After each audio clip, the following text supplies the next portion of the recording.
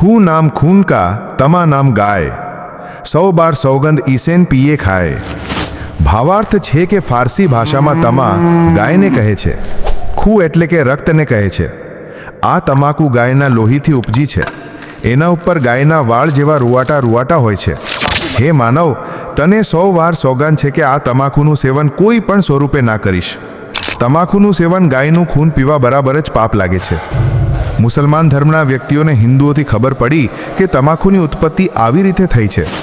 તેમને ગાયનું ખૂન સમજીને ખાવાની તથા હુક્કામાં પીવાની શરૂ કરી દીધી, કારણ કે ખોટા જ્ઞાનના આધારે મુસલમાન ભાઈ ગાયના માંસને ખાવું એ ધર્મનો પ્રસાદ માને છે। વાસ્તવમાં હજરત મોહમ્મદ જે મુસલમાન ધર્મના પ્રવર્તક માનવામાં આવે છે, તેમણે ક્યારેય પણ જીવનું માંસ ખાધું નહોતું। તમે હમણાં જે વિડીયો જોયો છે તે સંત રામપાલજી મહારાજજીના જ્ઞાનનો અંશ માત્ર છે। વધુ માહિતી માટે ડાઉનલોડ કરો સંત રામપાલજી મહારાજ એપ અથવા યુટ્યુબ ચેનલ સબસ્ક્રાઇબ કરો।